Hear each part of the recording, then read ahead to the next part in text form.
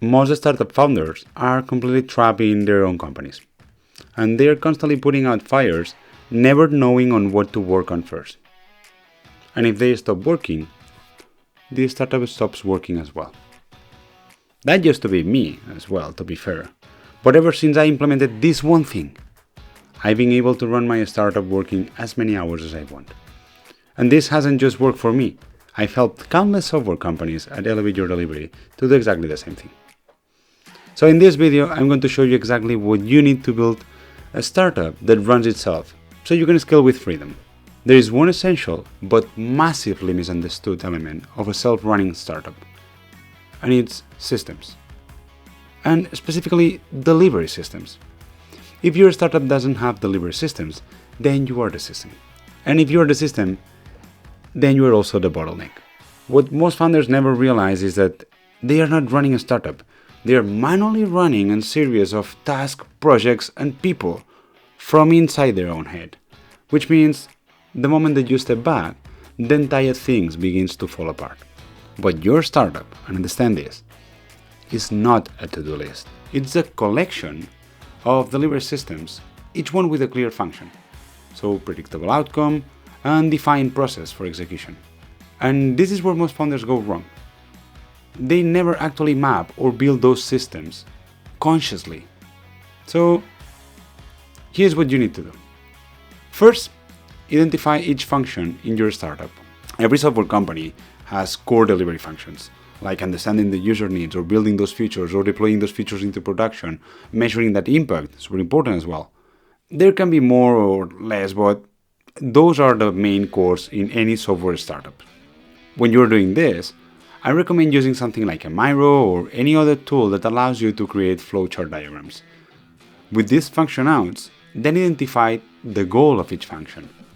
So for example, for the user research, the goal is usually to understand what you want to build. And with development, the goal is to build the right features, right? Deployment to put that features into production, and so on and so on. The second thing that you want to do is list out every task in your startup. And I mean every single one. Depending on your company, this might be 20 tasks or it could be hundreds of tasks. But list out every single one of them, from users interviews to code reviews to deployment pipelines to customer feedbacks to how we measure everything. Then identify the goal of each task. So for example, if one of your tasks is conducting user interviews, the goal is to understand user needs, right? So if the other task is code review, the goal is to ensure quality delivery. What you will find is that every single task in your startup has a goal that aligns with the goal of the delivery function. Now, if some tasks don't line up with the function goal, then you have either left out a function or you have misidentified the goal of that task. So for example, you may think that the goal of developers is to write code, right? But that's not the goal. The goal of developers is to solve user problems through technology. Mind-blowing? Yeah, I know. The third thing that you want to do is group all the tasks under the same function and based on if their goals align with the same goal. So all the tasks that have a goal of understanding user needs go under the user research function umbrella. Then you want to put those tasks in logical order, and that's why we are using flowchart diagrams. If you have a development task of understanding the user needs before coding and a task of writing that code, understanding the user needs should logically come before writing that code. The final thing that you want to do is to go through each task and write out the steps to doing that task. How do you conduct effective user interviews, or what steps do you follow during a code review? What's the deployment checklist? Once you have done this, you've just mapped the delivery systems of your company. But even a well-mapped systems don't run on their own. They need people, and more importantly, they need ownership. I get amazed every time that a client joins one of our programs by the lack of ownership of things, lack of clarity of roles, or even lack of clarity of who is who, especially in those fast-growing companies. And you know who you are. Typical example. Who is the owner of the task management tool? It might be Jira, it might be any other.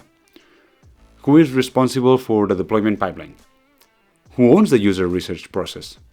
Most of the time, nobody knows. And there is a law I live by. If more than one person is responsible for something, then no one is. A system without clear ownership is a system designed to fail. So let me show you how ownership works for us. There are two layers that matter. The base layer is what we call the process owner. This is the person responsible for a specific task in a system. And it might be many of them, for sure. Above that, we have the system owner. This is the person responsible for the entire delivery system and each person who is responsible for processes inside that system. So, for example, the head of engineering should be the owner of the delivery system, ensuring that all teams run smoothly. And then you have team leads, who are responsible for each individual teams and their specific processes. When you assign ownership like this, it creates a layer of protection for you. If a process owner has a problem, it goes to the system owner first and not you directly. And if there is a problem in the process, it's up to the process owner to fix it and not you again. But the key to ensuring that people are achieving actually results and not just getting busy is to defining KPIs. This is the key to understanding the mindset behind the dashboards. They are not just pretty charts, they are accountability systems. KPIs are the indicators that tell us if the system is running well or needs some tweaks, and if we need to improve in this one or there's another better opportunity. For example, a common situation among our growing clients is that incidents start piling up and customer complaints saturate customer support departments. This is the consequence of neglecting the change failure rate KPI, which is an indicator that the development team is pushing codes to production in a healthy and sustainable way. If nobody monitors that, which unfortunately is super common, you may think that you are delivering value super fast. But the truth is that you're generating so much technical debt that your business will stall sooner than later, and not exactly when you want it to. But by having someone watching this, it's super easy to adjust how we work to prevent any forced or not desired pit stop in the future. So basically you guarantee that the company can keep growing at the same pace. And that's something really desired by anyone who is getting some market traction. Now that the ownership is clear, it's time to remove yourself. And the mistake I see founders make is that they try to delegate tasks instead of the ownership. They hire someone to do the code reviews or to manage deployments or to do whatever task that you want, but the outcome still depends on the founder, making all the decisions, solving all the bottlenecks, or clarifying expectations. Real delegation is when someone owns the outcome of that system and has everything they need to achieve it without you. The goal isn't to remove yourself from the company by any means. It's to ensure that the company runs by itself, allowing you to go the extra mile on different systems where you add the most value. And when problems arise, because they will, and we know that, you solve them. But prioritize those problems. Use the Constraint Theory, where you tackle one problem at a time, and you only attack the ones that are constraining your business the most. By doing this, instead of you becoming all over the place without any kind of prioritization, now you have a design system that you can review and optimize. People understand their responsibilities in terms of tasks and how performance is measured, and they will be able to contribute to achieve outcomes and provide feedback to improve that systems as well. When you implement these delivery systems, your startup completely transforms. You move from chaos to predictable growth, finally. And your team knows exactly what they are responsible for and how success is measured.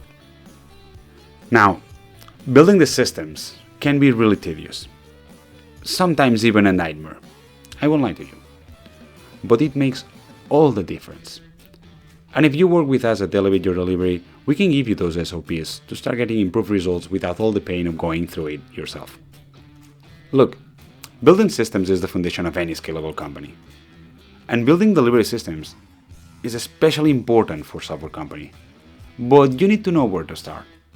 We have created an assessment to help you understand which systems you need to upgrade in your company.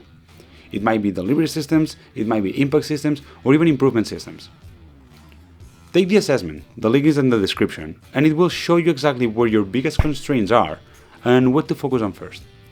And if you're ready to implement these systems with our help, check out the link as well. We help software companies implement these exact systems that I've shown you today to make their companies truly scalable. Remember, you cannot scale chaos, but with the right delivery systems, you can build a startup that grows predictably and runs itself. Take the assessments and let me know how it goes.